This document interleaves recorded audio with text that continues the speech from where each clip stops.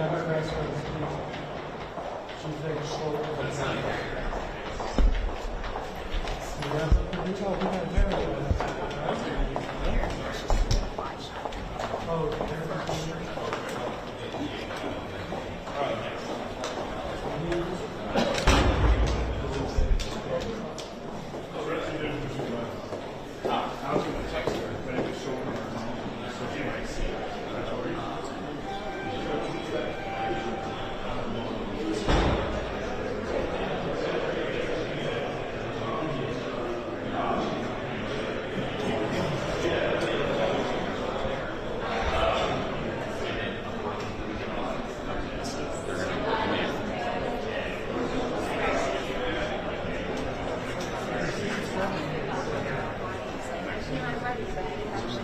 That was just that would be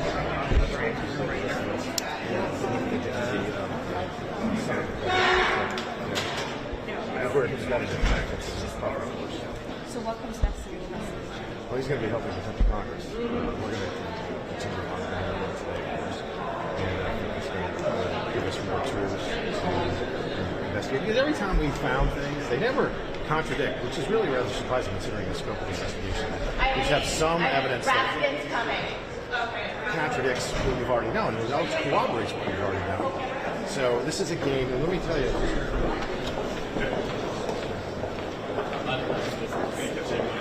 Yeah, whatever. That's why I have the deposition first.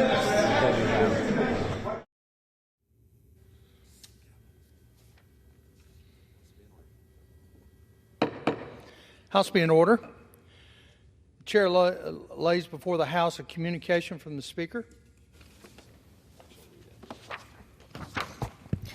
The Speaker's Rooms, Washington, D.C., December 13th, 2023. I hereby appoint the Honorable Jerry L. Carl to act as Speaker pro tempore on this day. Signed, Mike Johnson, Speaker of the House of Representatives. Pursuant to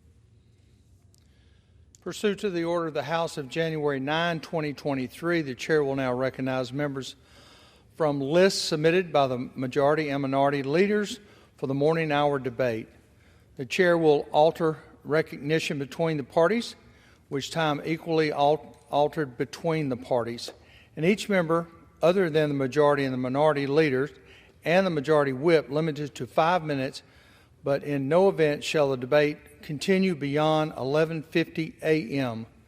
The Chair recognizes the gentleman from California, Mr. Clintock.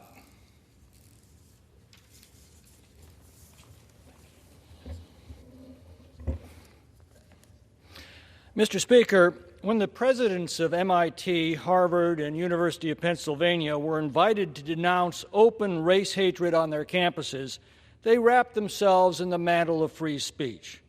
People have a right to say what they think as long as it doesn't become threatening conduct, they said, and on this narrow point, they're right. But that does not explain why anti-Semitism is rampant on their campuses. It is not a tolerance for outrageous speech that is the problem. It is a complete intolerance of patriotic speech.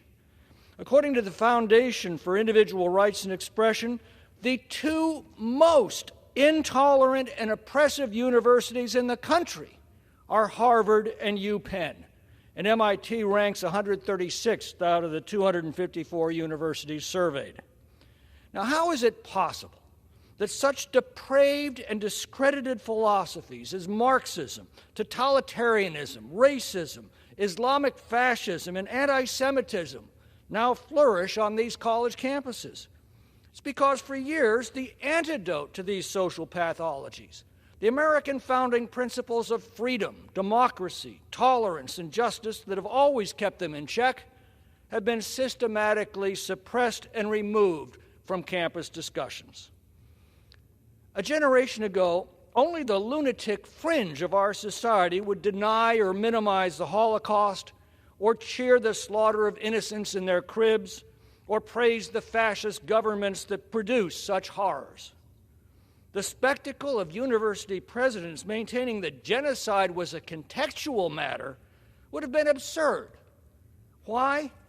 because people of goodwill had the freedom to present the other side, and the other side was always compelling. The only way to separate truth from lies, or wisdom from folly, or good from evil, is to place the two side by side and then trust the common sense and good judgment of the American people to know the difference.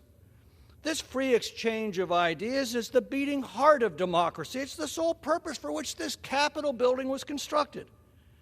We have based our entire form of government on the assumption that more than half the people are right more than half the time. But it assumes that people have the full and unfettered freedom to express themselves and to challenge the claims and opinions of each other. In such an exchange, the good, the moral, the wise, and the right will ultimately rise to the top. There are only two ways to resolve disputes among human beings: reason and force. The American founders built an empire of reason enshrined in the First Amendment.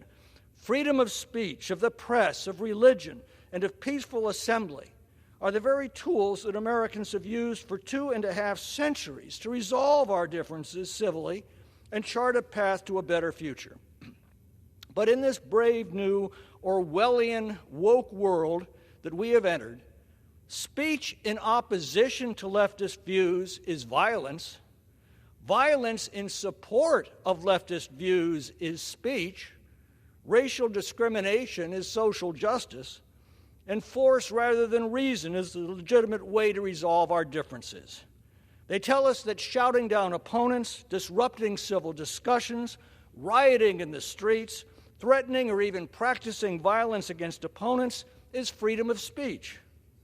The ultimate expression of this rot is the moral confusion that sees the killing of babies as a legitimate way to resolve grievances.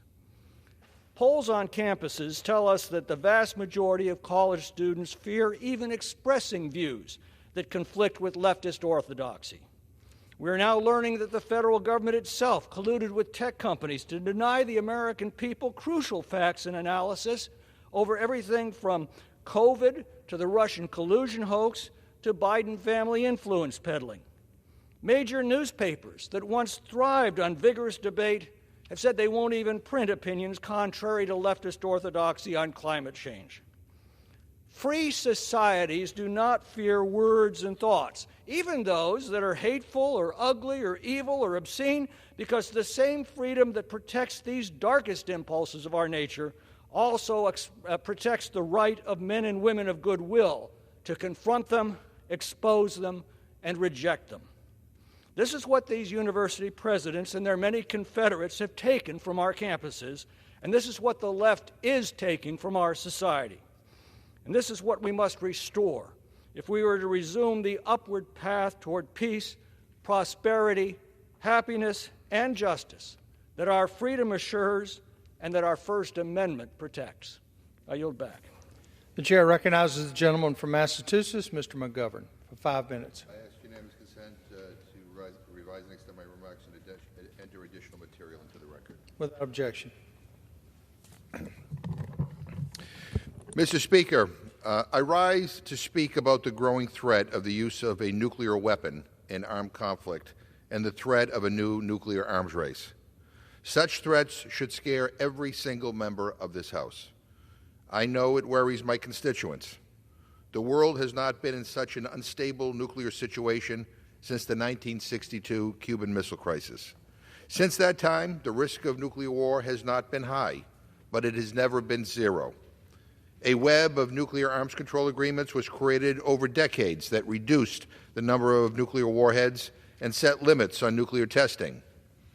Over 50 years of such agreements, the number of nuclear warheads was reduced by 86%. However, Mr. Speaker, after decades of progress in nuclear arms control and disarmament, in a very short period, we have seen much of the architecture of these agreements undermined.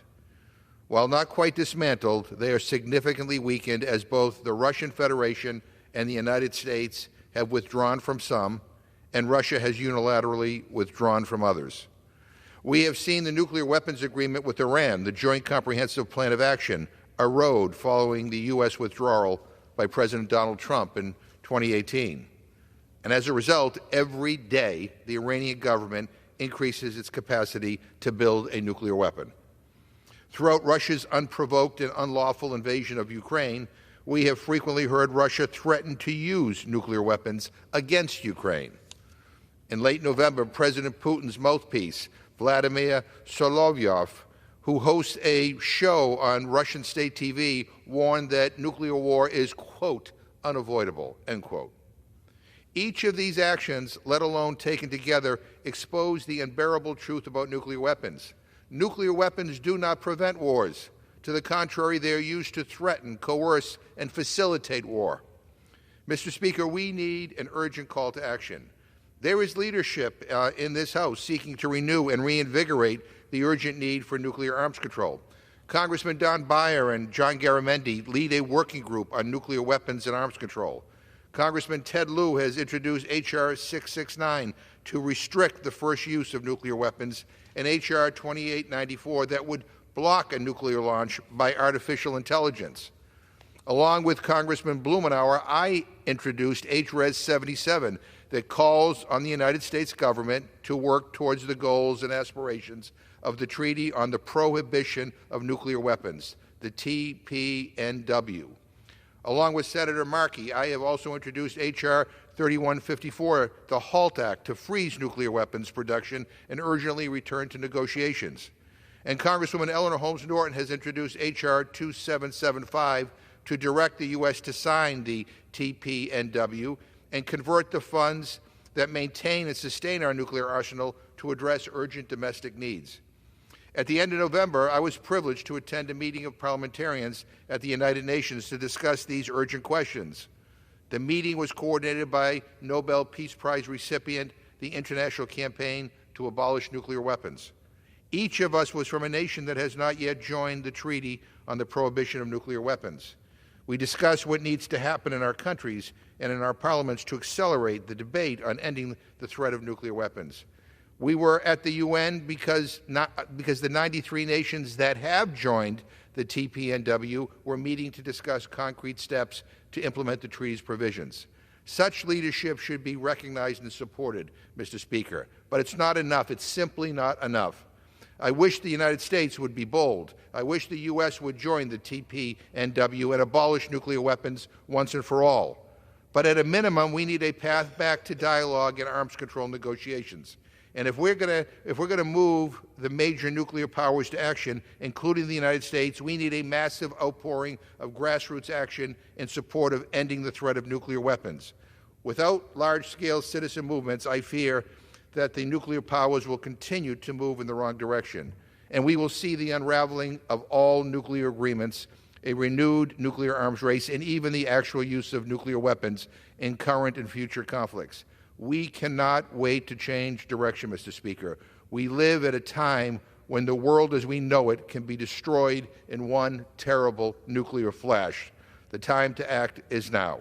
I yield back. The chair recognizes the gentleman from Pennsylvania, Mr. Joyce, for 5 minutes. Mr. Speaker, I rise to address the House and ask unanimous consent to revise and extend my remarks. Without objection.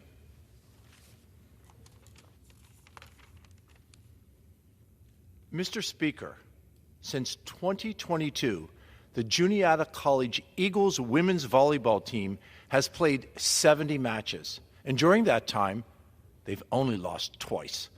Today, I rise to congratulate the Juniata Eagles on winning their second consecutive NCAA Division III National Championship.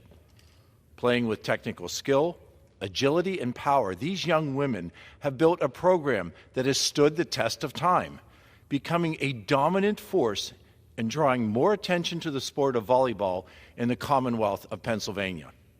Last week, the Eagles showed that their hard work over the past 2 years was well worth it, defeating Hope International 3-0 in the championship match. Standing behind these incredible athletes is their dedicated coaching staff and mentors who have dedicated their expertise, their guidance, and their support to nurture these exceptional student athletes. Coach Heather Pavlik and assistant coach Casey Dale have also committed themselves to shaping not just skilled players, but also well-rounded student athletes. On behalf of all of the people of Pennsylvania's 13th Congressional District, I congratulate Juniata College Eagles under the leadership of President Jim Troja and wish them every continued success in the years to come. Thank you, Mr. Speaker, and I yield. The chair recognizes the gentlewoman from Michigan, Ms. Tlaib, for 5 minutes. Mr. Chair, we know that oil and water don't mix. But right now, there's a dirty oil pipeline called Line 5 running through the most critical part of the Great Lakes, operated by a company called Enbridge, with a disturbing history of faulty infrastructure and environmental destruction. A Line 5 spill would be catastrophic for the Great Lakes region and the entire country. The Great Lakes hold 20% of the world's fresh surface water is home, as we all know, to the precious ecosystems and wildlife, and tens of millions of people rely on them for water, jobs, recreation. We cannot allow the water we rely on to live, the water that helps make Michigan such a special place for so many, to be sacrificed for corporate greed. The good news is that President Biden could end this threat today by revoking Line 5's presidential permit and committing to the truth that water is life, that it is critical to protect. I call upon Biden administration to stand with the people of the Great Lakes and shut down Line 5 once and for all. Today, big banks bring in billions in profits while our financial systems promote inequality and instability for many of our families. Right now, millions of people, millions, majority being people of color, lack access to checking or savings accounts. But an alternative does exist. We can build a democratic financial system that puts the livelihoods of our residents above private profit and greed. Instead of serving Wall Street, public and postal banks can ensure that everyone has access to basic financial services. Instead of investing billions of dollars annually in fossil fuels like JP Morgan Chase or Wells Fargo does, public banks can facilitate the transformative changes that our communities deserve, like real affordable housing, disaster preparedness, and clean energy future that creates real jobs for all. That's why Representative Ocasio-Cortez and I are introducing Public Banking Act of 2023, which provides a regulatory institutional framework for the creation of state and local public banks like that at the Bank of North Dakota, which has been incredibly successful for over a century. I urge my colleagues to please join us in supporting a financial system that works for everyone. Mr. Speaker, I want to take a moment to celebrate incredible accomplishments that my team and I have been able to do on behalf of our constituents. At the beginning of the year, we opened 3 neighborhood service centers in Detroit, Inkster, and Southfield. Through the neighborhood service centers, we have returned $5.5 million in constituent services that goes directly to the hands of 8,000 residents, returning over 306,000 alone this year. We served and responded to over 164,000 letters from our neighbors that advocated ranging from clean water, clean air, utilities for all, housing for all, and so much more. We've hosted and participated in over 120 events, including coffee hours and town halls and resource fairs and more, really trying to help our families get through everyday challenges and issues. Our legislative advocacy has spanned from affordable housing to medical debt cancellation and ending auto insurance. Shared with all reporters loan repayments that we all saw. We've showed you the loan documents. That is, you don't understand loan documents. I do. Okay, if I wrote you, if you pay me back $240,000 for a loan repayment, I should have a check going to you for $240,000. So you're accusing Joe Biden's attorneys of inventing the law firm that represented all the shell companies, money. That represented all the shell companies. You think those lawyers have What money? do you think? You're defending them. I mean, you're acting as that's the just a very serious crime to accuse them. Are you positive that money came from Joe Biden? You've written it? Are you positive? The same bank account. Look, we have a lot of questions. Next question. Are you going forward with contempt? I'll let you. There's a process you have to follow. You have to file a report. So we will begin looking at that. Both the lawyers for the Oversight Committee, the lawyers for the Judiciary Committee will move in that direction. But look, when Congress asks you to come, you're supposed to come and testify. Devin Archer testified. Last thing, we also found checks from one of Hunter Biden's shell companies that were going into an account for Joe Biden But we monthly. showed They said that was a loan repayment. that was Oh a yeah, loan everything's a loan repayment repayment. for $1,800 But for a Ford Raptor, Hunter which was- Biden will have an opportunity in deposition But Chairman, to that come was in and explain that. memorialized in emails that you guys leaked from Hunter Biden's laptop. Thank you. I would like to have asked Hunter Biden about Mann Act violations, sex trafficking women across state lines. Thank you all very much. Thank you. That would have been a good question. You don't seem to care about that, though. Or intern abroad during the academic year. This program is an important part of the federal government's effort to expand and diversify U.S. study abroad and allows Americans to gain the global competencies that are crucial to our national security and our economic prosperity. Since 2001, this program has allowed more than 41,000 Americans from 1,350 U.S. colleges and universities to study or intern in more than 160 countries. The Gilman program advances people-to-people diplomacy and strengthens America's role in the global marketplace.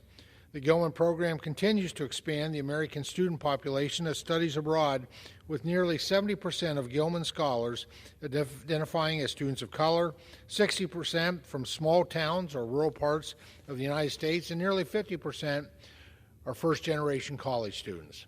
Congratulations to Rick Bhattacharya, a student from Penn State University studying in India.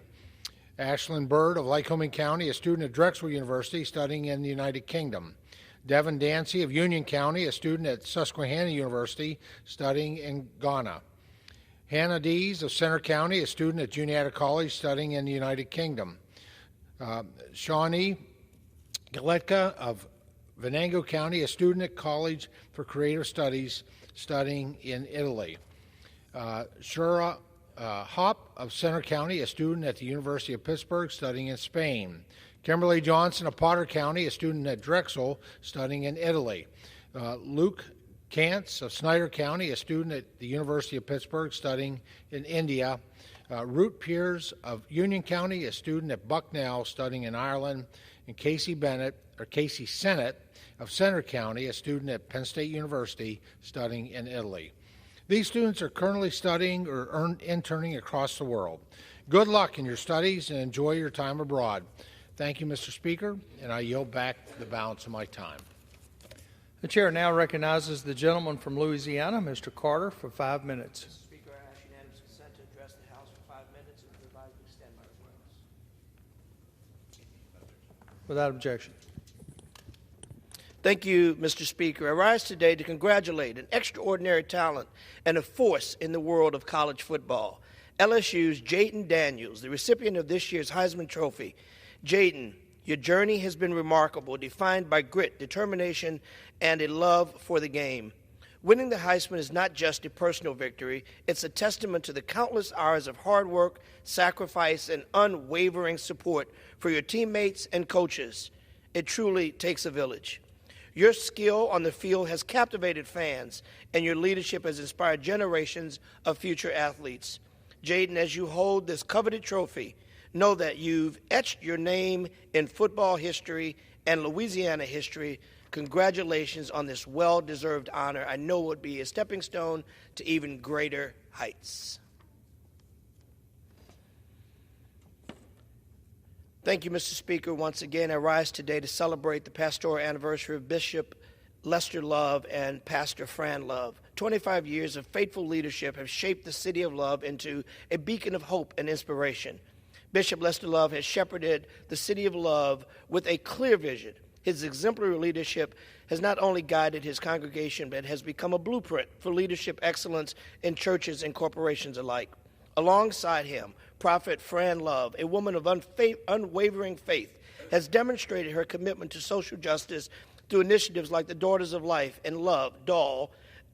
I admire her active devotion by uplifting others and serving mankind and womankind. Today, together, they've led the City of Love with passion and commitment to community service. Their outreach organization, Love 365, has touched thousands of lives beyond the pulpit. Bishop Love and Prophet Fran Love have become pillars of support in the greater New Orleans community. Their influence extends far beyond the walls of the City of Love, reaching into the hearts and lives of those they touch. As I congratulate this remarkable couple, I also want to express my gratitude for their friendship and guidance. May the next chapter of your journeys be filled with continued blessings and fulfillment for the mission of love and the people that you serve. I rise today to celebrate the valor and resilience of the Manfred Point Marines, whose invincible spirit has left a permanent mark on our nation's history. 80 years in the making, 8 courageous New Orleanians received the Congressional Medal of Honor this November, a long overdue recognition of their pivotal role as the first African Americans to join the Marines. Their names are Private First Class Granville Jack Alexander, First Sergeant Nolan A. Marshall, Sr., Staff Sergeant Charles E. Allen, Sr., Corporal George A. Dupree, Sr., Private First Class Andrew J. LeBlanc, Staff Sergeant Melvin O. Parent, Sr., and Private First Class Lloyd B. Willis, Sr. These heroes who fought to fight for America and made a way from no way, faced the adversity head on and did it with pride and honor. Barred from the National Marine Boot Camp, they persevered at Mumford Point, enduring grueling training and overcoming the stigma that African Americans couldn't serve as Marines. They not only served honorably, but they blazed the trail for 20,000 African Americans who followed in their footsteps. In 1949, Mumford Point was decommissioned, but their legacy endures. Their sacrifice paved the way for diversity and inclusion in the Marine Corps as we proudly embrace their proud history and their service today. Thank you for your incredible service. God bless you, and God bless America. I yield back. The chair recognizes the gentleman from Nebraska, Mr. Bacon, for 5 minutes. Thank you, Mr. Speaker. I rise today to recognize the valiant actions of 2 Air Force officers from our community who placed their own physical safety on the back burner to save citizens from a burning vehicle crash. Captain Zach Evans, a pilot with the 3rd Airlift Squadron, and Captain Joshua Sadler, an MQ-9 Reaper pilot with the 65th Special Operations Squadron, are not just heroes, but are sons from Nebraska, and I'm proud to say that one of them, Captain Evans, is a former member of our district staff. When Zach joined the Air Force, I knew he would go far. Needless to say, Zach and Josh are both living up to, if not surpassing, all expectations and are bringing great honor to our community. On May 5th of this year, Captain Evans and Captain Joshua Sadler, good friends and graduates of University of Nebraska, witnessed a truck driving erratically on a poorly lit road in Dover, Delaware. The truck swerved between lanes, crossed medians, and ignoring traffic signals. Captain Evans and Sadler called 911 to report the driver and kept a safe distance. However, the driver soon ran a red light directly into an SUV, resulting in a burning 2-car collision. They pulled over and, along with 2 civilians, assisted the victims in both vehicles. While Captain Sadler attended to the trapped people in the SUV, Captain Evans, at great personal risk to himself, sprinted to the burning truck to remove the suspected drunk driver who had 2 broken legs from the vehicle. Thankfully, Captain Evans saved the man just before the truck became fully engulfed in flames. Captain Evans and Captain Sadler stayed with the victims until the first responders arrived on scene and remained to direct traffic.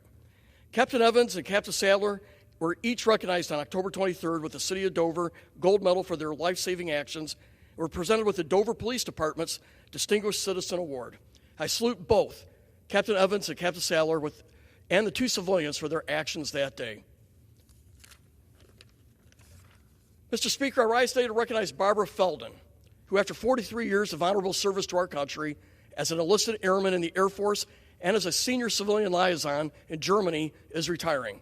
I worked with Barbara starting in 2008 when I was the commander of the 435th Air Base Wing at Ramstein Air Base in Germany. Since 2011, she has been the host nation advisor to the commander of the U.S. Air Forces in Europe and Air Forces Africa. At 21, Barbara, a German citizen married to a U.S. airman, qualified to join the U.S. military service. She was assigned to Robins Air Force Base, Georgia, after basic training, and then returned to Germany, where she served in various liaison assignments, first as an interpreter and then taking on a command-wide responsibilities dealing with federal officials. In 1984, she transferred to the 86th Tactical Fighter Wing liaison office, where she developed first-time liaison initiatives with the local communities, such as the organization of German civic leaders and familiarization visits to the United States. One of Barbara's most challenging assignments was closing down the historic Rhine-Main Air Force Base in Frankfurt and then transferring those operations to Ramstein Air Base. Barbara also serves as director of the liaison for the U.S. Kaiserslautern military community, the largest military overseas community in the world. During my time as commander at Ramstein, Barbara organized events and meetings with the community. I recall that one time she helped arrange for me to deliver the opening remarks at the world's largest wine festival, where I had the opportunity to lead a parade and conduct the orchestra. Barbara has provided critical support and assistance for a variety of major projects during her tenure as headquarters for the U.S. Air Forces in Europe and Air Forces Africa. During the COVID pandemic, she liaised with the federal and state officials to ensure military missions would continue while ensuring alignment with the host nation protective measures. In the late summer of 2021, the emergency evacuation of Afghan nationals to Ramstein Air Force Base presented many challenges for Ms. Felden and her team. While initial expectations were for 5,000 evacuees, about 35,000 were actually processed at Ramstein. Barbara has always displayed the utmost professionalism in the various positions and she held during her 43 years. I am proud of her accomplishments, and I'm honored to call her and her husband, Claude, my friends. I salute you both. Barbara, thank you for all that you've done in your stellar career. I yield back. The chair recognizes the gentleman from California, Mr. Costa, for 5 minutes. Ask unanimous consent to address the House for 5 minutes and to advise and extend my remarks. Without objection. Mr. Speaker, in a moment of crisis, the people of Ukraine and around the world are looking to the United States for support and leadership. After an 80-day hiatus, Russia launched a wave of cruise missile attacks on Ukraine on the Remembrance Day, or Holodomor, which is a reflection of when the Soviet Union imposed a famine and killed millions of Ukrainians in 1932 and 1933. These attacks come just days after the Senate Republicans blocked funding for Ukraine and Israel. Putin is watching. He's enjoying these political fights, which is only giving him an advantage. He believes, and his propaganda machine is celebrating, the legislative blockade that is occurring as a first step to withdrawing total support for Ukraine. Believe it. The United States there must send a strong message to Putin that we stand strong and united with the people of Ukraine. I've met with brave Ukrainian soldiers and their families who shared that our support has given them hope that Ukraine will win this fight. They will. So those who say Ukraine is losing the war are wrong. Putin's goal to conquer Ukraine has failed. Ukraine has regained 50% of the land Russia originally took, has reopened up the Black Sea to allow them to export grain. Meanwhile, the Ukrainian military has depleted the Russian army. From a total of over 480,000 soldiers, Russia has lost over 320,000 that have either been wounded or killed. Think about that. Over half their army, forcing Putin to take coercive actions for new and inexperienced personnel, even people from prison, desperately turn to North Korea for supplies. All this at a cost for the United States at less than 1% of our GDP, all without U.S. troops on the ground. That is a very good deal. Less than 10% of our annual defense budget has gone to assist Ukraine's military, and it has destroyed almost 50% of Russia's army. Compared to our allies in Europe, we rank 20th in giving to Ukraine when you factor in GDP.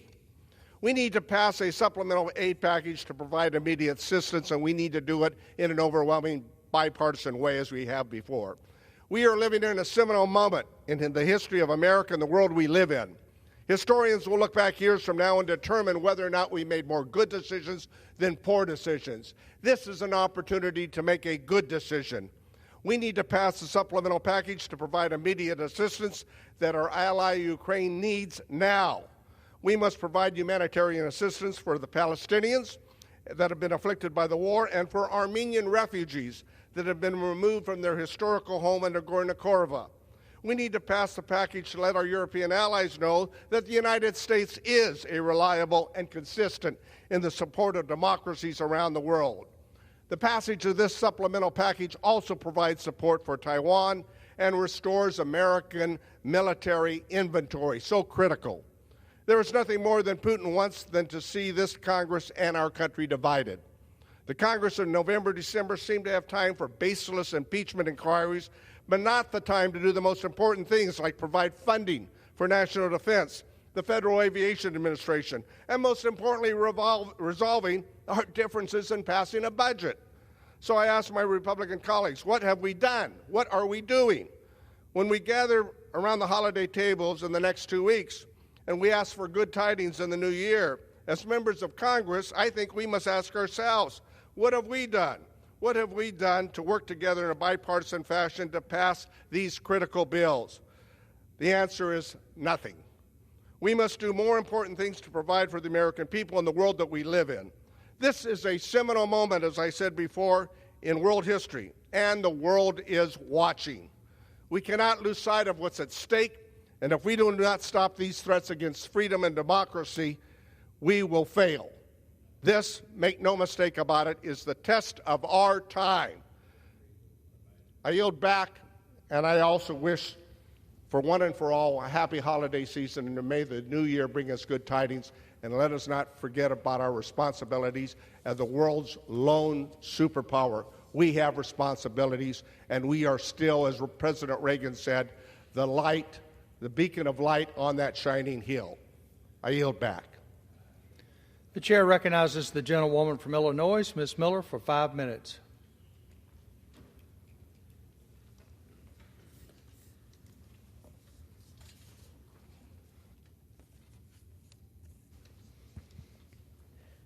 I rise today to honor the life and legacy of Angie Wood. Angie was a leader in Illinois who touched the lives of countless people. She was someone who empowered the people around her and was an inspiration to everyone she met. She was quick to invite new friends to dinner and was always there to help someone in need. Angie embodied selfless devotion to her family, her community, and her country. Everyone knew Angie as a patriot because of her love for our Constitution and her devotion to serving our country. She organized women's constitutional luncheons to teach people about our history, our rights, and our freedoms. She firmly believed that knowledge is power, and she was devoted to our founding fathers' vision of self-government. Angie's patriotism was not something she merely talked about. It was something she lived out every day because of her love for God and country. At her core, Angie was a Christian whose faith in Christ was evident to everyone around her, and she sought to carry the love of Jesus into the world. She organized Bible studies and was always first to offer prayer. She was sure to remind her friends about the peace and comfort that comes from the Lord. Angie would remind people that the only hope for our nation and the world is Jesus Christ. Angie's legacy will continue to inspire everyone who knew her. She exemplified servant leadership, and her patriotism, optimism, and faith will be lived out by the people whose lives she touched. No matter how the future looked, Angie would always say, "The best is yet to come." And now I want to read one of her favorite passages from Philippians. Whatever happens, keep living your lives based on the reality of the gospel of Christ. Then, when I come to see you or hear good reports of you, I'll know that you stand united in one spirit and one passion, celebrating together as conquerors in the faith in the gospel, in the faith of the gospel. And then you will never be shaken or intimidated by your opposition, by the opposition that rises up against us. Your courage will prove to be a true sign from God of their coming destruction. I pray that her memory will serve as an example to us all. And now I'd like to ask for a moment of silence.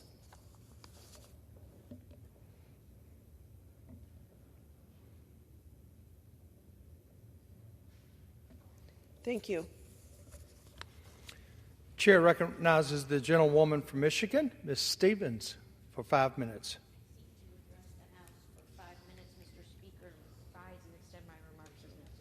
Without objection. Thank you. Mr. Speaker, as a co-chair of the Congressional Task Force on American Hostages and Americans Wrongfully Detained Abroad, I rise in support of the conference report to accompany the National Defense Reauthorization Act. In the past decade, we've seen a dramatic increase in the number of Americans taken hostage by rogue states and bad actors who are trying to leverage civilians to get what they want.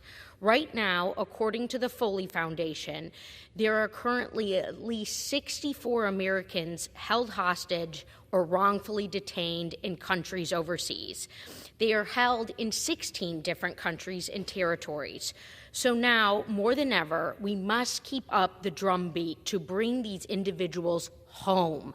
That is why I am so heartened that the NDAA includes 2 of my bills to support and assist Americans wrongfully detained abroad and their loved ones fighting to get them safely back home. First, the U.S. Hostage and Wrongful Detainee Act designates March 9th as Hostage and Wrongful Detainee Day and requests that the President issue a yearly proclamation calling on Americans to observe this day of remembrance for those held hostage. The bill also requires the hostage and wrongful detainee flag be flown at the Capitol, the White House, and numerous other federal buildings. These families need our support. These families need the nation's attention. These families need this legislation.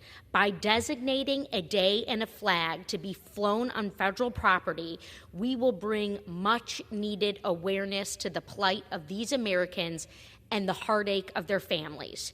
In addition, I am so very pleased to see that the NDAA includes supporting Americans Wrongfully or Unlawfully Detained Abroad Act. Families of the wrongfully detained often spend thousands and thousands of dollars traveling back and forth to Washington to advocate for the release of their loved one and to work on their safe return home. This bill would help families defray these costs by providing financial assistance to cover the cost of travel to and from Washington, D.C., including travel by air, train, bus, or other transit, as well as covering lodging expenses.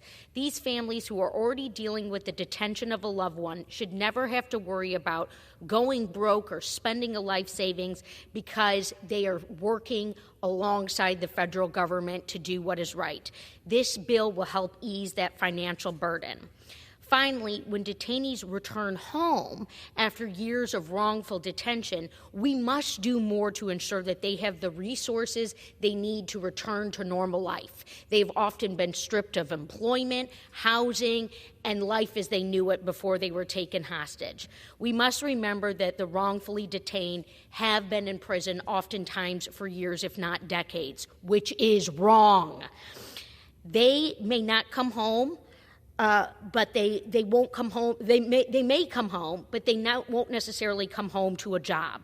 We cannot let these individuals fall through the cracks when they return. We need to help them return back to society. And that is why I'm so proud that this bill will also seek to make available physical health services, mental health services, and other support, including providing information on available legal or financial resources for up to 5 years following the release of a detainee.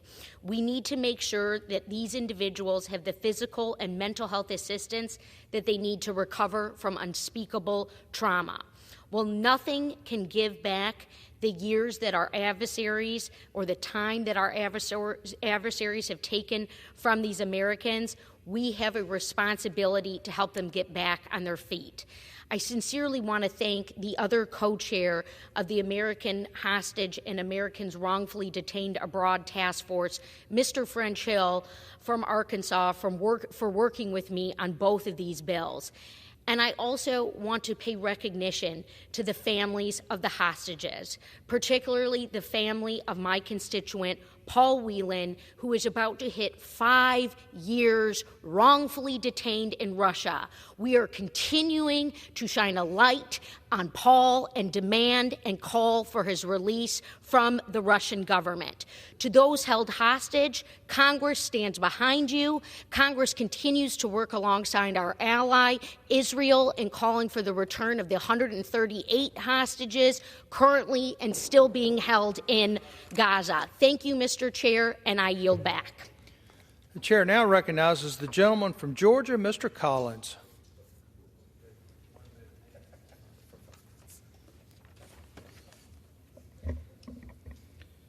Thank you, Mr. Speaker. I rise today to honor Dean Dale Green of the University of Georgia's Warnell School of Forestry and Natural Resources, a role in which he served since 2015. After decades of service to UGA in our great state, Dean Green will retire at the end of this year.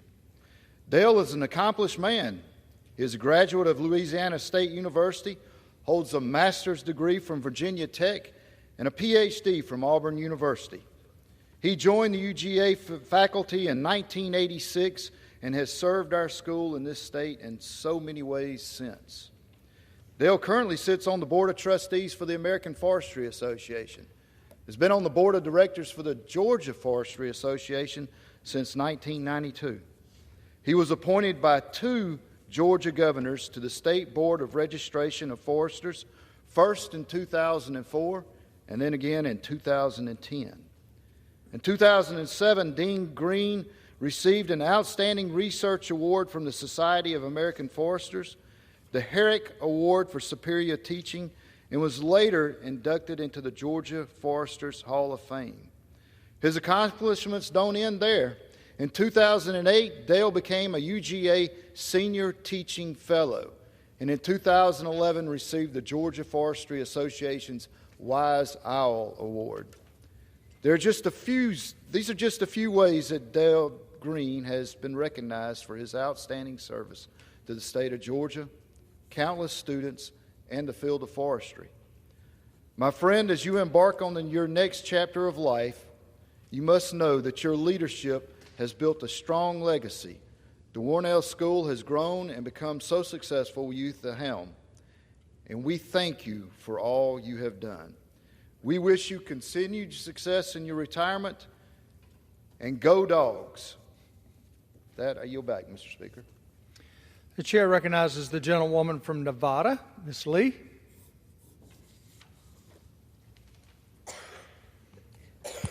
Thank you, Mr. Chair. I rise today as Southern Nevada is reeling in the wake of a horrifying mass shooting at the University of Nevada, Las Vegas. We remember Jerry Chang, Patricia Navarro-Velez, and Naoko Nakamaru. All 3 of these faculty members who were killed last week at work in the middle of the day while teaching our next generation of leaders. Once again, 6 years after Las Vegas witnessed the nation's deadliest mass shooting, our community is coming together to mourn another entirely preventable loss of life. And again this week, when 4 more people were shot and killed in the Northwest Valley. As we pick up the pieces of these tragedies, our community is once again asking why. Why do we continue to accept these atrocities as normal? Why do we tolerate this violence when we have legislation before us that could save lives and stop the next tragedy before it's too late? I have a son in college. He's a freshman. And I worry every day about the possibility that a tragedy like this would strike his campus. For many parents in my community, that worry became a reality last week. They saw texts and tweets with the breaking news that every parent in this country has come to fear: an active shooter at their child's school. Students were instructed: run, hide, fight. That is not normal. And for our kids, this reality is even more traumatic. The sound of gunshots, barricading classroom doors, everyone hiding under their desks, silent, not knowing whether the next person to walk through that door is someone to save them or a murderous assailant. That is not normal. And let's not forget the resulting emotional trauma that will plague everyone involved for years to come. We are all incredibly grateful for the quick action of the first responders, the University Police Service, and the Las Vegas Metro, all who bravely prevented that day from becoming even deadlier. But like so many mothers in this country, I'm angry. I'm exhausted. This has become a reality for far too many Americans for far too long. Last week's shooting at UNLV was the 80th shooting at a school this year, a year that has broken the record for mass shootings and claimed the lives of over 40,000 children, parents, neighbors. That is not normal. And on that same day that we lost 3 of our own in Southern Nevada, Senate Republicans were busy blocking legislation that could prevent another tragedy. Students, faculty, university staffs were hiding for their lives, cowering in fear, while Washington politicians were cowering behind the gun lobby that refuses to support policies demanded by an overwhelming majority of Americans. That should not be normal. Nevadans are tired of it, and so am I. We cannot and should not continue to accept this violence. Weapons of war on our streets is not normal. Barricading classroom doors is not normal. Parents being afraid to send their children to school from kindergarten to college is not normal. I don't want to hold another vigil.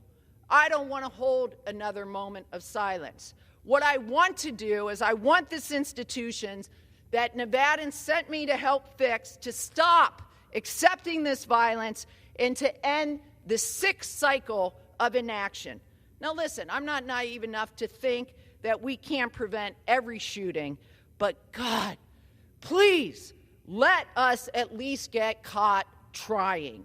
I am begging my colleagues and anyone who is listening to consider why we have accepted this for so long, and to please let's honor these victims with action.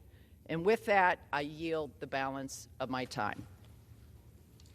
The chair recognizes the gentleman from New York, Mr. Esposito. Okay, I'm close. For 5 minutes, please. Well, thank you, Mr. Speaker. I rise this morning to salute a good friend, a gentleman with one of the biggest hearts I've ever met.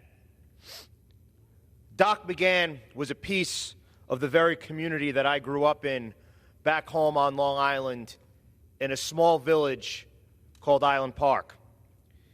You see, back home in Island Park, one of the beacons of our community is our local firehouse. And Doc McGann served that fire department for 72 years. He served as chief of our department from 1963 to 1964 and had the opportunity to serve every rank in that department. And even in his elder years, he was a calm voice, someone who gave the younger members advice on how to serve their community. He was active in our church of Sacred Heart, and he was the executive leader of the Island Park Lido Point Lookout Republican Committee. And in that capacity, in 1980, he was one of the architects that sent an unknown guy from a small village of 6,000 people by the name of Alphonse D'Amato to the United States Senate. And 42 years later, he helped send another guy from a village of 6,000 to the United States House of Representatives, and that being me. He was married to his lovely wife, Jerry, for 66 years and leaves behind 4 children, Danny, Kevin, Kerry, and Jackie, and is the proud grandfather, and great-grandfather of beautiful children. Today I salute Doc McGann. And when he died just less than a month ago, a piece of Island Park died with him. Mr. Speaker, I rise today in recognition of Brian Sullivan, the president of the Nassau County Correction Officers Benevolent Association. After a long and storied career in the Nassau County Sheriff's Department, Mr. Sullivan has retired, leaving behind a legacy of excellence. Brian Sullivan was appointed a correction officer in Nassau County in 1988, marking the beginning of over 35 years of service. Brian Sullivan worked his way through the ranks of the department, ultimately achieving the rank of captain in 2022. Throughout his time, Brian Sullivan served in a multitude of positions, including the Behavioral Management Unit, which comprised of some of the most dangerous inmates in custody in our county. In addition to safeguarding the public from violent offenders, Brian demonstrated his leadership amongst colleagues and was elected in 2002 to serve as delegate of the union. As he did in his uniformed career, Brian rose through the ranks of the union, having been elected first as delegate, twice as the union's first vice president, and then twice as president of the organization. As in his tenure as union leader, he was wildly successful and managed to help pass several laws at the state level to protect pensions and death benefits for Nassau County corrections officers. Brian's work, both safeguarding the people of Nassau County and advocating for his brother and sister correction officers, is worthy of great praise, and I am honored to recognize the incredible career of my Nassau County neighbor and friend. I wish Brian Sullivan the best in the next chapter, and I know he will continue being a selfless community servant wherever life takes him. Best of luck in his retirement. Mr. Speaker, I yield back. The chair recognizes the gentleman from New Jersey, Mr. Mendez, for 5 minutes.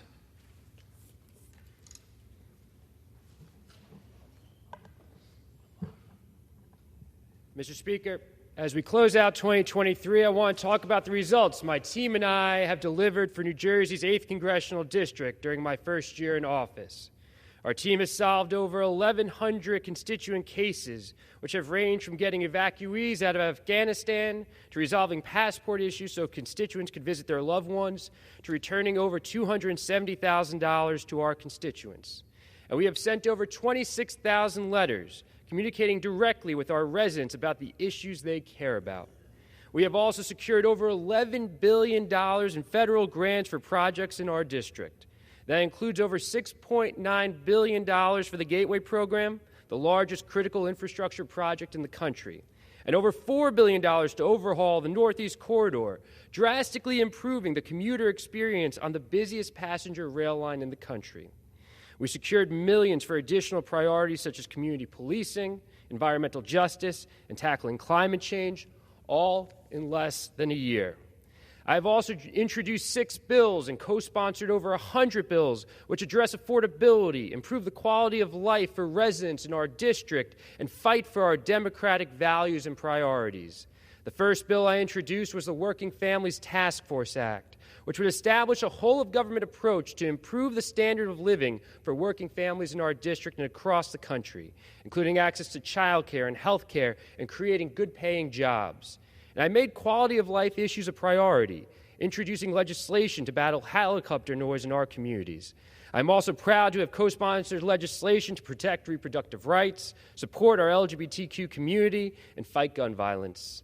And as a member of the House Transportation and Infrastructure Committee, I have worked hard every day to improve critical infrastructure across our district. This includes strongly advocating for commuting alternatives for you and your family, such as extending New York City's 7 line to New Jersey. And serving on the House Committee on Homeland Security, I have prioritized our work to keep our country safe while following our American and democratic values. I've tackled the work on reforming our broken immigration system head-on as co-chair of the Congressional Hispanic Caucus's Immigration Task Force. I've fought to close the privately run Elizabeth Detention Center, which has had a decades-long record of abuse and neglect of migrant detainees. I have stood alongside my colleagues to call for relief for cities that are handling an influx of asylum seekers. And I have led efforts to oppose harmful Republican targeting of migrants. This year, alongside House Democrats, my team and I have delivered significant and meaningful results for every single resident of New Jersey's 8th Congressional District, despite the House Republicans' dysfunction and division, and we are just getting started. My top priority is and always has been serving you. I love this district and every community I have the honor of representing, and delivering real, tangible results is what motivates me every day. And I look forward to working for you in Washington and in the district, as my team and I are available to help you and your family with any issues you may be having with the federal government. We are here to serve you. Thank you for this incredible opportunity, and I look forward to continuing to deliver for all of you in 2024. Thank you, and I yield back. The chair recognizes the gentleman from Georgia, Mr. Carter, for 5 minutes.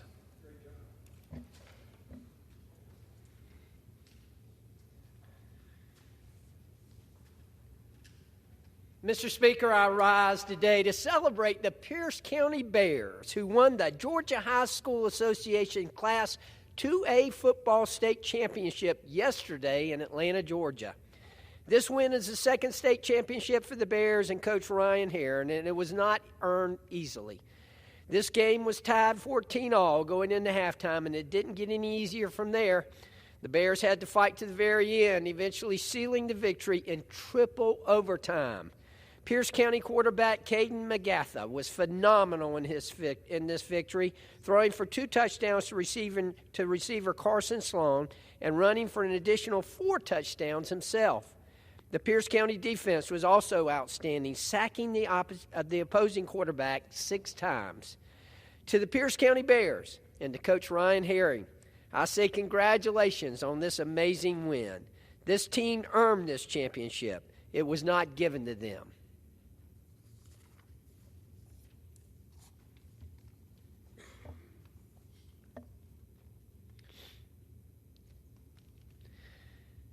Mr. Speaker, I rise today in remembrance of Reverend Dr. Clarence Williams, who passed away at the age of 64. Dr. Clarence Williams was a Savannah resident and longtime pastor of Pilgrim Baptist Church in Savannah. In addition to his work leading Pilgrim Baptist Church of Savannah, Williams previously served as the moderator of Berean Missionary Baptist Association, Vice President of the National Baptist Convention, Music Auxiliary, State Music Director of the General Missionary Baptist Convention of Georgia, and many other positions. He also serves as chaplain of the Chatham County Sheriff's Department and the Savannah State University National Alumni Association. Pastor Williams will be remembered by many for his charismatic personality, his unwavering faith, and his dedication to serving others.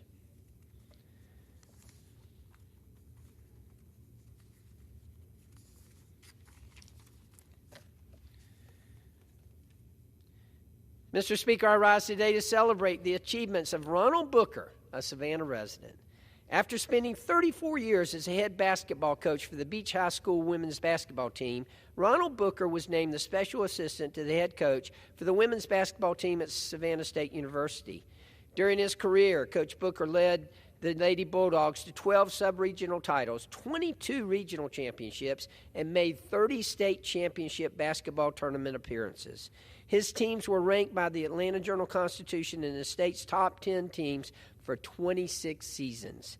He concluded his coaching career, get this, with a 786 wins, 190 loss overall record. In his honor, the city of Savannah has decided to name a portion of Hopkins Street in front of Beach High School, Coach Ronald Booker Way.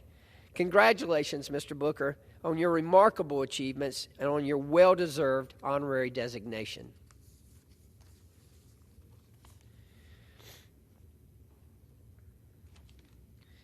Mr. Speaker, I rise today to recognize the achievements of the Frank Callan Boys and Girls Club in Savannah, Georgia. The Frank Callan Boys and Girls Club was started by Frank Callan in 1917, and the club was accepted into the national organization in 1922. Since its inception, this club has served the Savannah youth by being a safe place to learn and a safe place to play. It also serves as the home of some world-class athletes. LSU basketball star Flaushea Johnson and University of Georgia football star Nolan Smith are both proud alumni of the Frank Callan Boys and Girls Club. Both of these amazing athletes have graduated to winning national championships in their respective sports, and they have not forgotten their roots. Both have recently made generous donations to the place where they got their start. I also want to thank Mark Lindsay, who serves as the executive director of the club. People like Mark are essential in the development of our youth and our community as a whole. I again want to thank everyone involved with the Frank Callan Boys and Girls Club for the positive impact they are having on our community. Thank you, Mr. Speaker, and I yield back.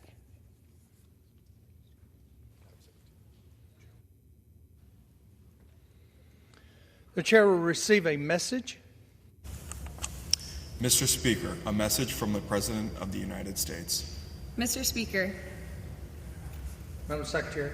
I am directed by the President of the United States to deliver to the House of Representatives a message in writing. The chair recognizes the gentleman from Maryland, Mr. Hoyer. 5 minutes. Without objection. We have hours left. Less than 10 until we go home for the holidays. Less than 10 hours when we leave the field. Less than 10 hours before we act responsibly. The men and women of Ukraine will not go home for the holidays. They will not leave the lines in eastern Ukraine.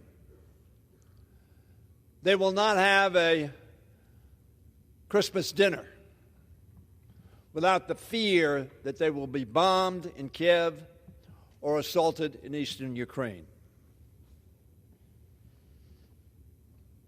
Why is that? I ask that to both. Why are we going home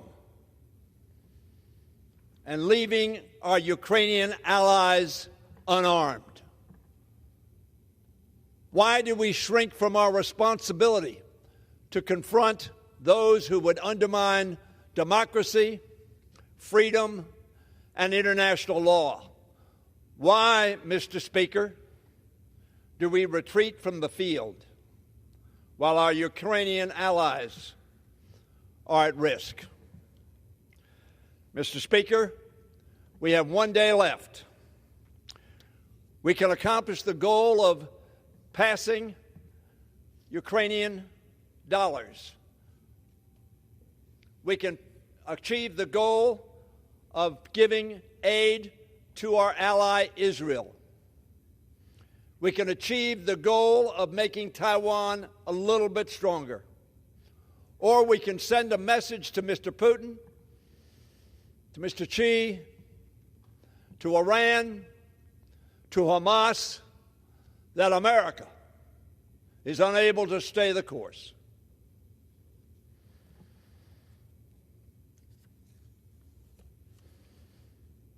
Now, I am told that the reason we can't do that is because it is absolutely essential to have border security addressed. It is. I'm for doing that. But I want to call the Speaker's attention so that he can remember that in the 115th Congress, as a member of Congress, he co-sponsored a bill, H.R. 395. Some others co-sponsored that bill who may be at least hearing me, Mr. Speaker, or maybe even on the floor. That bill said this, that it was incumbent that we, and I quote, to end the practice of including more than one subject in a single bill by requiring that each bill enacted by Congress be limited to only one subject. Was that situational ethics, situational principles, or just temporary principles be thrown away when they're not convenient? Perhaps. That bill was sponsored by Speaker Johnson, by Mr. Meadows, who became Chief of Staff of Donald Trump, by Mr. Emmer, the Majority Whip, and by Mr. DeSantis, candidate for president. A temporary, perhaps just political piece of rhetoric.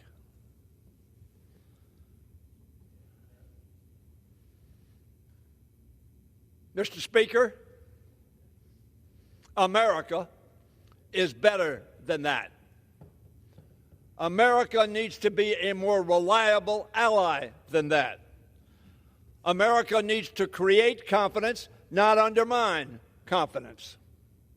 America needs to be reliable. America needs to confront the criminality, the venality, and the murderous acts of Vladimir Putin. Yet we're scheduled to go home in just a few hours.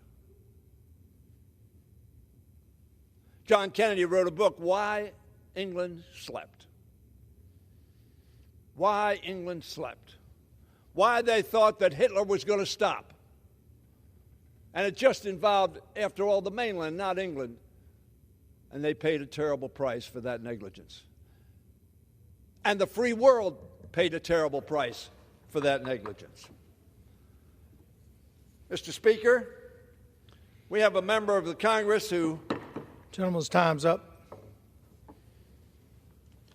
Let us not go home. Let us do our duty. Let us be the kind of America that we say we are. I yield back. The chair recognizes the gentleman from Nebraska, Mr. Flood. Mr. Speaker, I'd like unanimous consent to address the House for 5 minutes. Without objection. Mr. Speaker, as National Law Enforcement Day approaches, I rise today to salute our men and women who keep our communities safe each and every day. It wasn't long ago that law enforcement were almost universally respected in America. The blue uniform was a symbol not just of law and order, but also community peace and harmony. Policemen and policewomen belonged among the most trusted community members alongside nurses, teachers, firefighters, and postal workers. But something happened in 2020. Anti-police riots erupted in communities across the country, places like Seattle, Minneapolis, Chicago, besieged by violence. Violent protesters set up law enforcement-free zones in Seattle, known as CHAZ. Civil unrest in Minneapolis led to $500 million worth of damage, while city leadership failed to keep order after George Floyd's death. Folks looked at the magnificent mile in Chicago while the world watched America burn. But this destruction wasn't tolerated in Nebraska.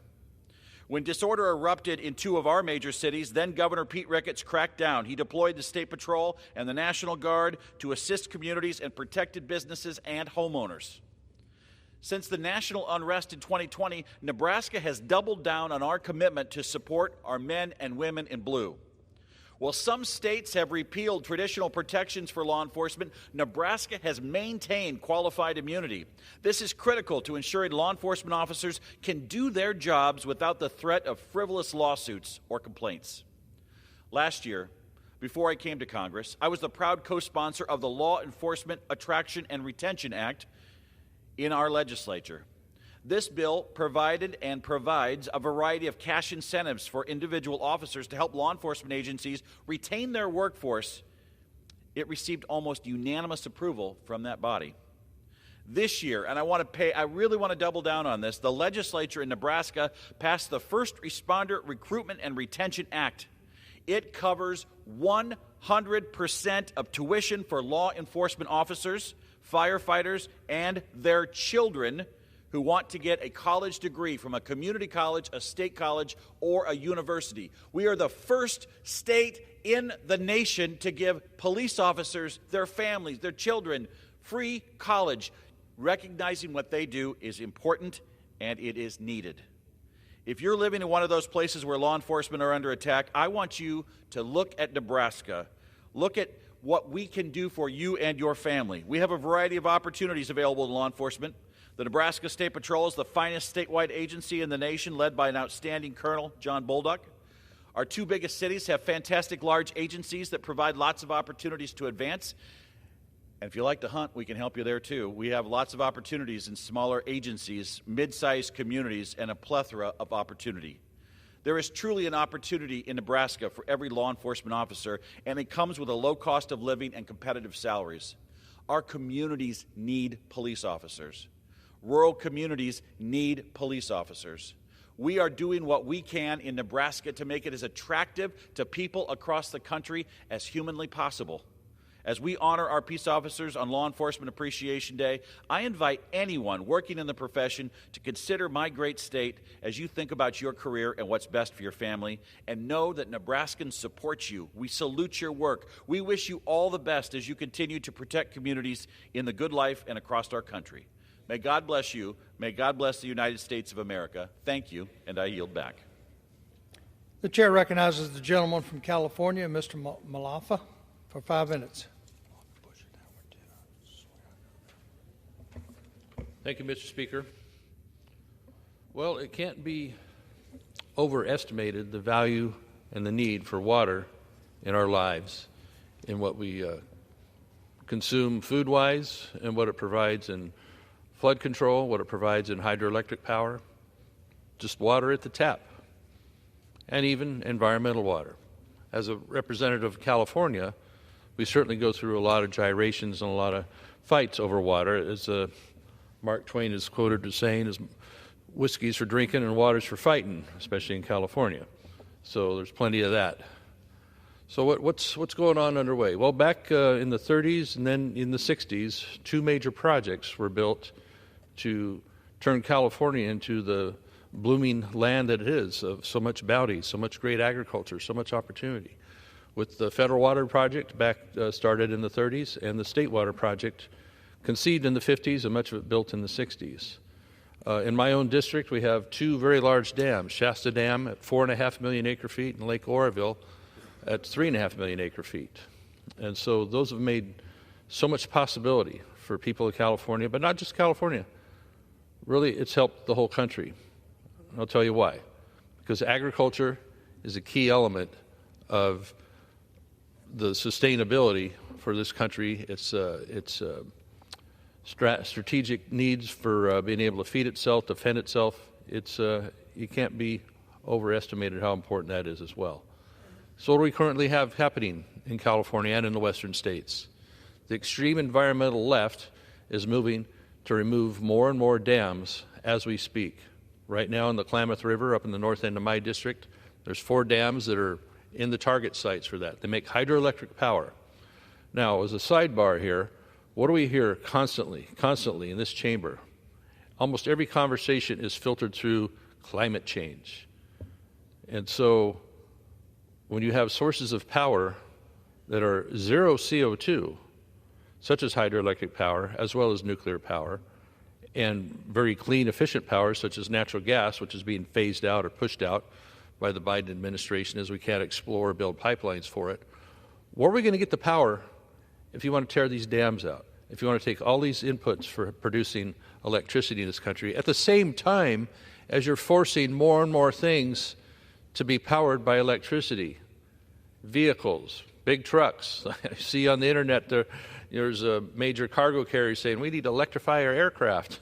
I mean, how heavy will an airplane be when you've loaded up with batteries? Will it have any cargo capacity left? A big semi-rig for the highways is 80,000 pounds GVW.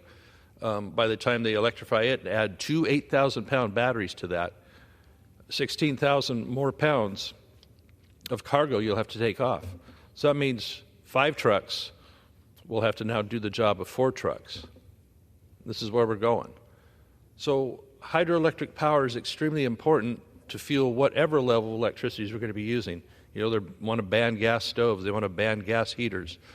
If we're going to have more and more of a reliability on the electric grid, which I hope we don't go through these crazy policies, we're going to continue to need this power. So why are we tearing dams out? They want to tear them out in the state of Washington. And they're talking about, as we just visited the Colorado River on the Western Caucasus over the weekend, the Hoover Dam. What a mighty structure that is, with 8 great big power plant turbines in there. And above that, Lake Powell, They're talking about, well, maybe we don't really need Lake Powell anymore because we're in the middle of a drought situation. Yeah, we're in a tough drought. But what if we didn't have those to begin with? We wouldn't have stored that water that has helped us sustain for several years, through many years of drought, actually. Back in my own district with full Lake Shasta and full Lake Oroville, under the original conditions, that would get you 5 years through 5 years worth of drought. Still storing water for agriculture, for people at the tap, for hydroelectric power, and yes, even recreation. So what is the agenda that at the same time they want to force more and more electric vehicles and electric everything and rip out the means to make the power? It doesn't make a lick of sense. I just see where Ford Motor Company, they lost about $4.5 billion last year electrifying. You had the original influx of people buying those electric vehicles. Now that's fallen off because once the incentives go away, or once you can get a sticker to drive it in the fast lane in certain areas in California, the rest of the market probably isn't too interested in that.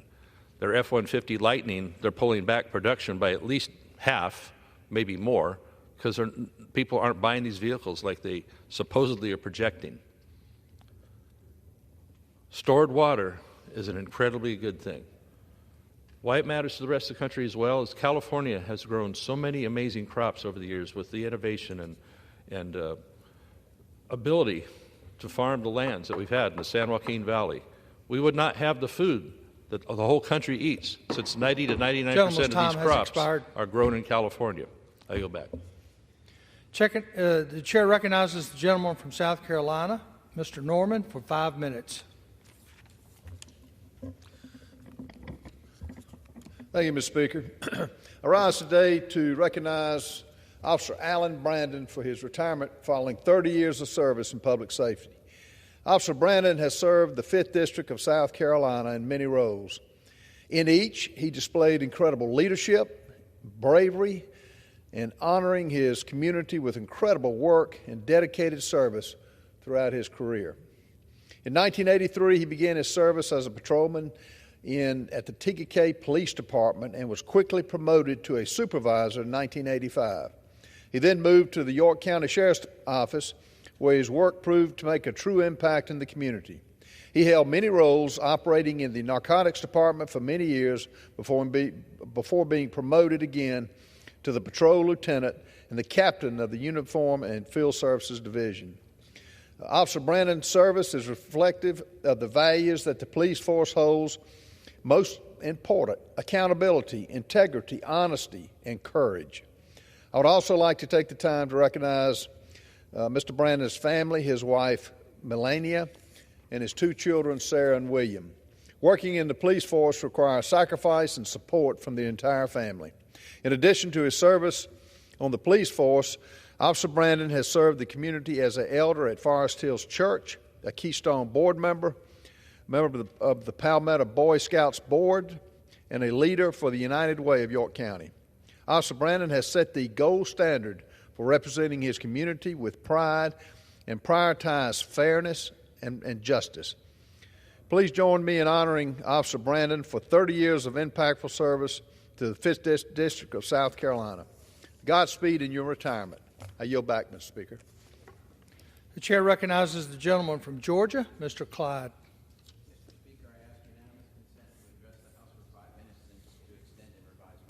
Without objection. Oh, dear Lord.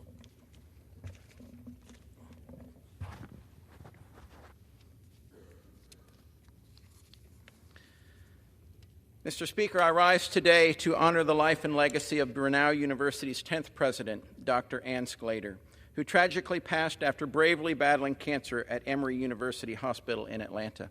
Born in Pittsburgh, Ann studied psychology at the University of Pittsburgh and later earned her doctoral degree from Temple University. Dr. Sclater then incorporated her passion for people and learning into a successful career in academia, mentoring, teaching, and serving students for years. Breaking glass ceilings, Ann went on to become the 10th and first woman president of Grinnell University in Gainesville, Georgia. Yet it was not the title that she cherished, but rather the opportunity to improve the lives and futures of Grinnell University students. Her leadership extended beyond the campus as she served on the executive committee of the Atlanta Regional Council of Higher Education and was a board member for numerous organizations, including the Women's College Coalition, National Association of Independent Colleges and Universities, and the Greater Hall Chamber of Commerce. Our sincere condolences are with Ann's family as they mourn her loss. While her leadership and impact on our community will surely be missed, we cherish Dr. Sclater's legacy and find comfort in knowing that she has found eternal peace with her beloved parents and brother in the presence of our Heavenly Father. Georgia's 9th District will always remember the incredible impact that Dr. Sclater had on students at Brenau University and on our community as a whole. Mr. Speaker, I rise today to honor the exceptional businesses in Lumpkin County. The Dahlonega-Lumpkin County Chamber of Commerce recently held its annual State of Economic Development meeting to recognize outstanding businesses in our community. On behalf of the 9th District, I'd like to honor this year's winners. Congratulations to the Development Authority of Lumpkin County's Economic Investment Award recipient, Dahlonega, a successful transportation and tour company in North Georgia. This honor is well-deserved as Dahlonega continues to make incredible investments in the Lumpkin County community. Additionally, I'd like to recognize this year's Corporate Responsibility Award recipient, Our Ranch in the Mountains, which creates a positive impact in Lumpkin County by offering Northeast Georgians and tourists alike exceptional experiences through its more than 800 acres of campsites, trails, and lodging. Nestled in the beautiful North Georgia mountains, Our Ranch brings tremendous value to the community through its unique amenities and activities, cultivating economic growth and providing memorable adventures for families and outdoor enthusiasts. I'd also like to congratulate Blue Coolers, the recipient of the Workforce Development Award. In addition to manufacturing top-notch durable coolers, this thriving company received this exciting honor for its impressive initiatives to train and equip individuals with skills and knowledge needed to maintain a strong workforce. Next, I'd like to recognize Satellite Industries, a leading innovator in the portable sanitation industry, for receiving the Business of the Year award. For over 65 years, Satellite Industries has been advanced engineering their products, such as portable restrooms and trailers, to be strong and user-friendly for customers across the country. Congratulations to Satellite Industries on this outstanding achievement. In addition, the City of Dahlonega Downtown Development Authority recognized several downtown businesses for their significant impact on the community this year. These honors include Black Bear Mercantile as emerging business, Dahlonega Inn on Main for downtown investment, the Station as the local favorite, and Connie's Ice Cream and Sandwich Shop for Downtown Business of the Year. Congratulations to Dahlonega-Lumpkin County Chamber of Commerce's 2023 State of Economic Development Award winners. I thank each of the recognized businesses for positively impacting our community, strengthening the future workforce in North Georgia, and fostering economic prosperity in Lumpkin County. Mr. Speaker, my colleague, the former majority leader and on the Democrat side, just reminded us of our single subject rule that our Speaker co-sponsored back in 2015. That is the current rule of the House, and yet my Democrat colleague wants us to violate it by lumping an aid for Ukraine, Taiwan, and Israel together with border security in one bill. No, we have already passed a bill to support Israel. We've already passed a border security bill, H.R. 2. Both are languishing in the Democrat-controlled Senate. Where was the call for the Senate to stay here and do their job? He should have called upon the Senate, as I do now. Pass the Israel bill, pass the Secure the Border Act, and give both countries a merrier Christmas. Thank you, and I yield back.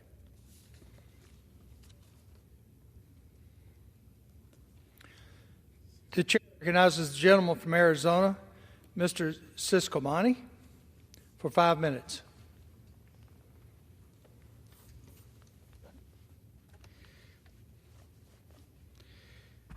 Mr. Speaker, I rise today to highlight the work being done on behalf of our veterans. The work that my office has been working on. Arizona's 6th Congressional District is home to over 70,000 veterans. Our district has a historic legacy of service to our country, from the service members at Davis-Monthan Air Force Base and Fort Huachuca to incredible veterans like Walter Ram, a World War II veteran and Purple Heart recipient. In my role as their congressman, I've made it my mission to secure as much assistance as possible for those who risk their lives for our freedom. That's why I've made it a priority to help our veterans, service members, and their families as they navigate federal agencies. This year alone, my team has been able to return $345,000 to veterans. The responsibility to provide for them is not one I take lightly, and I am committed to ensuring they receive the care and support that they deserve. This is something that extends to my time here in Washington. As a member of the House Veterans Affairs Committee, I have made a concerted effort to introduce common sense bills to improve the lives of those who served. My first bill ever introduced in Congress, H.R. 1378, the Veterans Appeals Backlog Improvement Act, aims to address the lengthy waiting period our veterans face when trying to appeal a claim at the VA. I also led an effort to ensure and expand access to our veterans in rural areas seeking disability claims with two pieces of legislation, H.R. 5470, the Veterans Medical Exams for the Distant Areas Act, and H.R. 5938, the Veterans Exam Expansion Act. It's critical that we ensure our veterans receive the same care no matter their zip code. The same goes to the educational benefits they receive. That's why I spearheaded H.R. 5702, the Expanding Access for Online Veterans Students Act, legislation to ensure our students veterans taking classes virtually receive the same housing benefits as our counterparts taking classes in person. I learned about that need when I visited the Veterans Center over at the University of Arizona, and this was highlighted and we took immediate action. We must ensure our veterans are equipped with the tools they need to successfully transition out of uniform and into civilian life. That includes a meaningful career, which is what led me to introducing H.R. 1669, the Vet Tech Authorization Act. The bill reauthorizes a popular VA program that covers the cost of veterans seeking job training in high-tech industries. Each of these bills is a small effort to improve the lives of those who sacrifice so much. So on behalf of the people of Arizona's 6th Congressional District, I extend our deepest gratitude to the incredible men and women who have served our country. While we will never be able to fully repay all of you that have served, we have a duty to fight for you as you fought for us. Thank you, and I yield back. The chair recognizes the gentleman from Kentucky, Mr. Barr, for 5 minutes.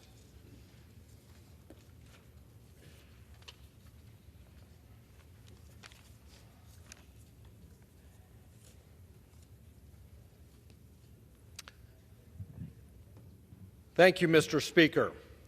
Mr. Speaker, I rise today to honor a proud Kentuckian, a great American patriot, and my great-uncle, Lieutenant Colonel retired Francis D. Falconer, who passed away on October 19th at the age of 100. My grandfather's younger brother was better known to many of us in central Kentucky as Fearless Frank Falconer, the first weatherman for WKYT, later WTVQ, and finally WKQQ, where he delivered for us the weekly Fearless Frank's 5-day forecast. But what many don't know was that before he became our weatherman, Frank had a distinguished military career. After graduation from Lafayette High School in 1941, he enlisted in the United States Army in 1943 and took basic training at Camp Crowder, Missouri, a signal training facility. But overseas in Europe in 1944, Falconer was transferred to the Liaison G3 section of the 1st United States Army. In this capacity, he traveled with Combat Command A of the 3rd Armored Spearhead Division from Meaux, France to Röttgen, Germany. Service in the European Theater of Operation earned him 5 Bronze Stars for his service in Normandy, northern France, Rhineland, Central Europe, and the Ardennes. He additionally was awarded the Distinguished Service Award for helping to escort the reserve elements of the Combat Command at night from the rear to the forward elements of the battle line. I will always remember my uncle telling me about tearing down Nazi swastikas from the churches along the battlefront so that American flags could signal the path of liberation.